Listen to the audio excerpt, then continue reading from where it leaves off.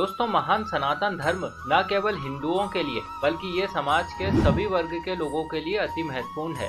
इस धर्म में सर्वार्थ सिद्धि व लोकहित के संबंध में ऐसी ऐसी बातें कही गई है जो शायद ही किसी अन्य धर्म में स्पष्ट रूप से देखने को मिलती है। लेकिन ये हमारा दुर्भाग्य ही है कि आज भी बहुत से लोगों को ये सारी बातें मनगढ़ंत और काल्पनिक लगती है। दरअसल इसका एक कारण ये भी है कि कभी इन लोगों ने हिंदू धर्म के धार्मिक ग्रंथों का अध्ययन ही नहीं किया। हिंदू धर्म की बुनियाद 4 वेद, 6 शास्त्र और 18 पुराणों पर टिकी है। अर्थात यही वेद, शास्त्र और पुराण भारत की आत्मा है। इन्हीं पुराणों में से एक है गरुड़ पुराण और इस पुराण में दी गई जानकारियों के आधार पर आज हम आपको 5 ऐसी बातें बताएंगे जो कहने को तो बड़ी साधारण लगती है, लेकिन यदि कोई व्यक्ति इन बातों का ध्यान ना रखे तो निश्चित ही उसकी आयु कम पड़ जाती है और वो समय के पहले ही काल के गाल में समा जाता है। तो आइए दोस्तों, एक बार विस्तार से प्रकाश डालते हैं कि आखिर वे 5 बातें कौन कौन सी है। लेकिन कथा शुरू करने से पहले यदि अभी तक आपने इस चैनल को सब्सक्राइब, वीडियो को लाइक व शेयर नहीं किया है तो जल्दी से कीजिए, ताकि आगे भी आपको सनातन धर्म से जुड़ी ऐसी ज्ञानवर्धक व रोचक जानकारियां प्राप्त होती रहें। नमस्कार और एक बार फिर स्वागत है आप सभी का आपके अपने वीडियो कलेश यूट्यूब चैनल पर।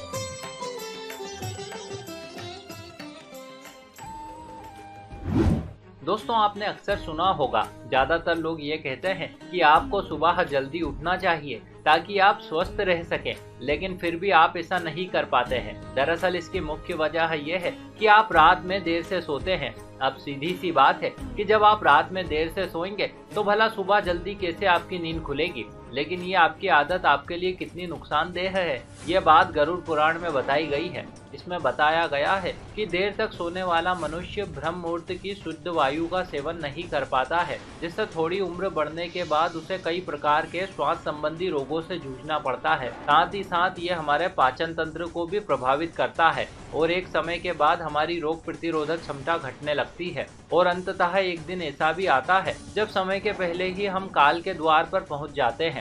अतः दोस्तों, यदि आप दीर्घ काल तक जीवित रहना चाहते हैं तो आज से ही जल्दी सोने व ब्रह्म मुहूर्त में उठने की आदत डाल लें।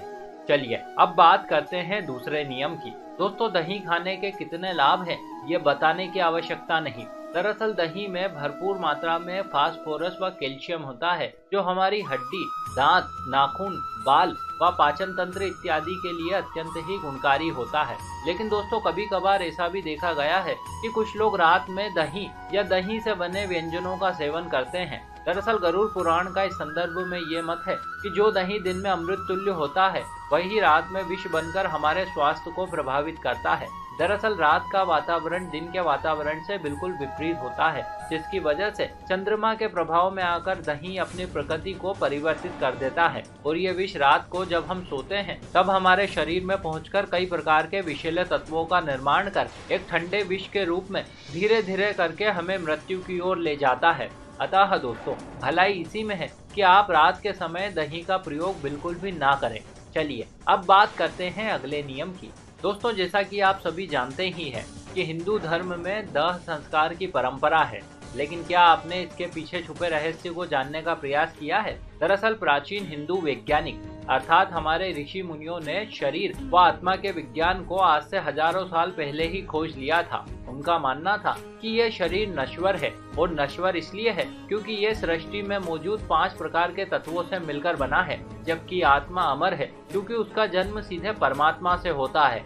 इसी वजह से जब किसी की मृत्यु होती है तो उसका 5 तत्वों से बना शरीर तो वहीं रह जाता है, उसमें से कोई भी तत्व नष्ट नहीं होता है, लेकिन वो आत्मा जो उसके शरीर में थी उससे मुक्त होकर अपनी अगली यात्रा की ओर चली जाती है। इसी वजह से यह विधान बनाया गया कि मरणोपरांत 5 तत्वों से बने इस शरीर को 5 तत्व अर्थात धरती, अग्नि, आकाश, जल और वायु में विलीन कर दिया जाए। लेकिन दोस्तों, गरुड़ पुराण में दाह संस्कार के दौरान हमें सावधानी बरतने को कहा गया है। दरअसल जब दाह संस्कार किया जाता है तब मृत शरीर में उपस्थित कई प्रकार के हानिकारक जीवाणु, विषाणु इत्यादि अग्नि के संपर्क में आने से पहले ही धुएं में मिलकर वायुमंडल में फैल जाते हैं और जब कोई व्यक्ति इस धुएं के संपर्क में आता है तो यह हानिकारक हानिकारक जीव उक्त व्यक्ति के नाक अथवा मुंह के रास्ते से उसके शरीर में प्रवेश कर उसकी रोग प्रतिरोधक क्षमता को बुरी तरह से प्रभावित करके उसकी आयु को कम कर देते हैं। फलस्वरूप इस सबसे समय के पहले ही उक्त की मृत्यु हो जाती है। इसीलिए हमें इसे विषैले धुएं के संपर्क में आने से बचना चाहिए। चलिए अब बात करते हैं अगले नियम की। दोस्तों, हिंदू धर्म पूरी तरह से शाकाहारी है और किसी भी दशा में बलि प्रथा अथवा अन्य जीवों को मारकर खाने की अनुमति नहीं देता है। हालांकि बहुत से लोग ये विचार कर रहे होंगे कि कई हिंदू मंदिरों में आज भी पशुओं की बलि दी जाती है, फिर आखिर में हिंदू लोग क्यों इसे अस्वीकार करते हैं। तो दोस्तों, आपको बता दें कि बलि प्रथा का समर्थन केवल तंत्र क्रिया करने वाले लोग ही करते हैं। बाकी अन्य लोगों को बलि से कोई लेना देना नहीं है। वैसे देखा जाए तो हिंदू धर्म बलि या मांसाहार को केवल हिंसा के लिए ही अनुचित नहीं मानता है, बल्कि इसमें कहीं न कहीं हम मनुष्यों के स्वास्थ्य का भी ख्याल रखा गया है। विशेषकर बासी मांस मनुष्य के लिए सबसे ज्यादा घातक है और यदा कदा ये बासी मांस संक्रमित हो तो ये कैंसर जैसे प्राण घातक रोग का कारण भी बनता है। और यदि मान लीजिए कि संक्रमित ना भी हो तब भी इससे आयु तो कम होती ही है। वैसे वर्तमान में संपूर्ण विश्व प्राण घातक संक्रमण से जूझ रहा है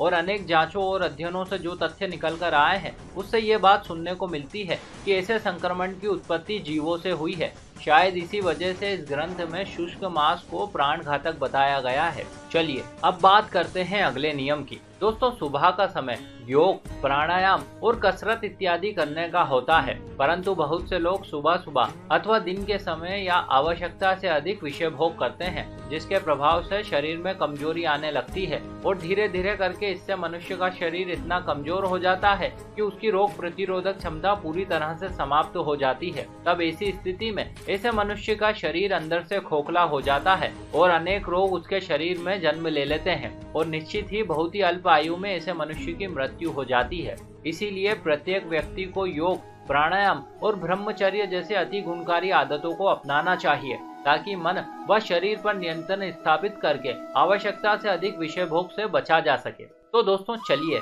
आज आप और हम मिलकर यह निश्चय करते हैं कि आज के बाद हम किसी भी प्रकार की ऐसी आदत को बढ़ावा नहीं देंगे जिससे हमारी आयु और स्वास्थ्य पर विपरीत प्रभाव पड़े। तो दोस्तों, ये थी वे 5 आदतें जो कहीं न कहीं हम मनुष्यों के स्वास्थ्य को प्रभावित करती है। आशा करते हैं आपको हमारा प्रस्तुतिकरण व प्रयास जरूर अच्छा लगा होगा।